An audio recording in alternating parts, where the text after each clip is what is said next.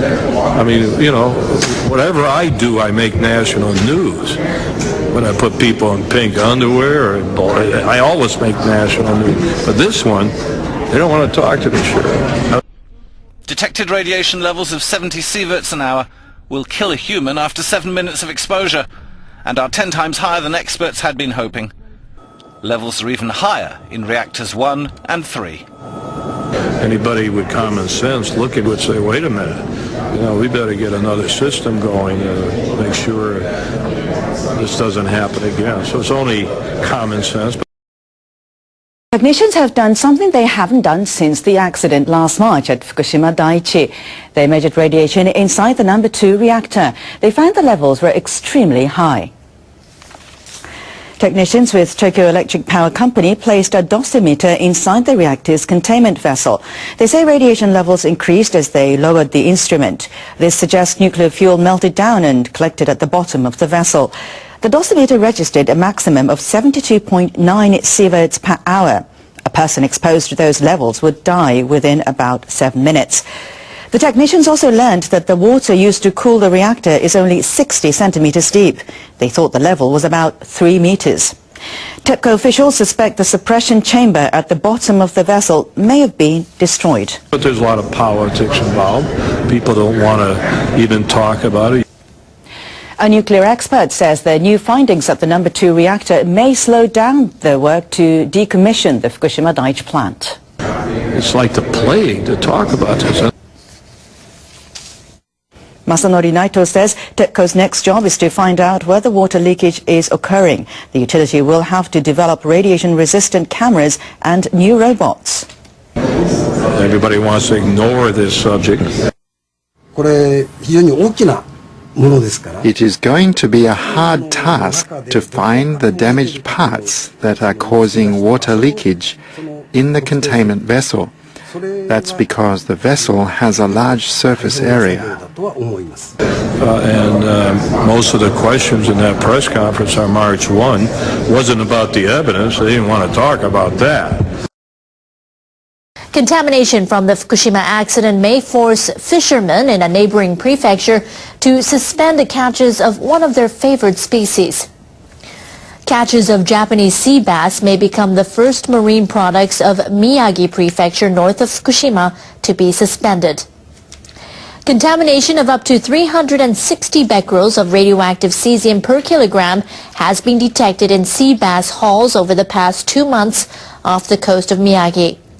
The levels exceed the stricter government limits that will begin next month. The new maximum allowable levels will be 100 becquerels per kilogram.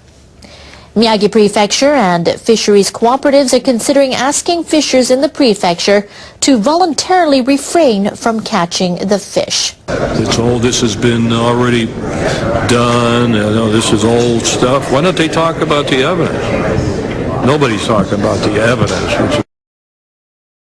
Japanese scientists are cautious about possible earthquakes near the country's nuclear plants.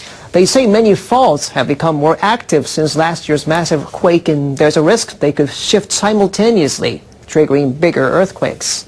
Japan's Nuclear Safety Agency has asked the operators of 6 plants to re-examine the active faults near their facilities. And there seems to be a national blackout on this. The agency's expert panel has been studying the possibility of faults more than 5 kilometers apart becoming active at the same time. The phenomenon had been considered unlikely until the March 11th disaster. 3 of the nuclear power plants, Mihama, Tsuruga, and Monju, lie in Fukui Prefecture. The panel points to the possibility of simultaneous fault activity damaging the plants. The agency has also requested reviews of 3 other facilities in Niigata, Ishikawa, and Shimane Prefecture, all along the Sea of Japan. Panel members and seismic engineer Tsuyoshi Takada cautions prudence.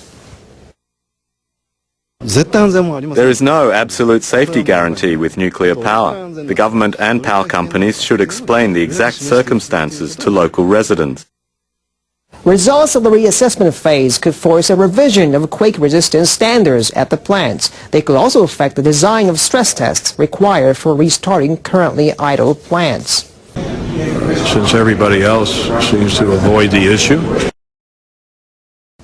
Officials in Fukushima Prefecture are set to pay cash to residents for the emotional distress caused by the accident. The payments will go to people in municipalities farther away from the plant who are not eligible for full compensation from TEPCO. The officials say they'll pay about $2,400 each to pregnant women and children aged 18 and younger. Those payments would cover people in the western part of the prefecture. They'll pay about $1,200 to expectant mothers and children in southern prefecture, or rather southern Fukushima. TEPCO has promised to pay those people about $2,400 each.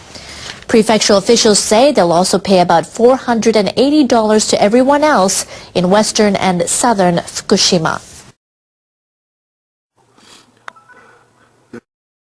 We seem to be getting some rain today, so the background you're looking at. We'll put the paper towel and fold it.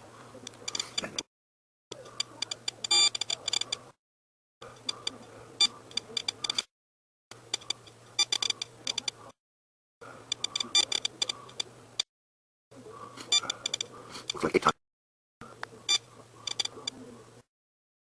9 times background. Lots of strikes.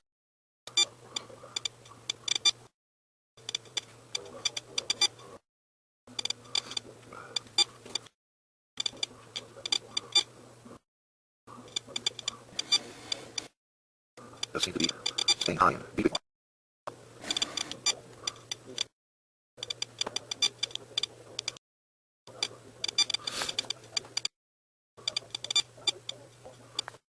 Date, March 28th, 2012.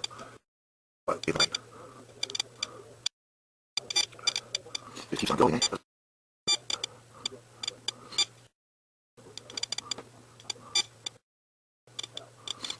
Take care, folks.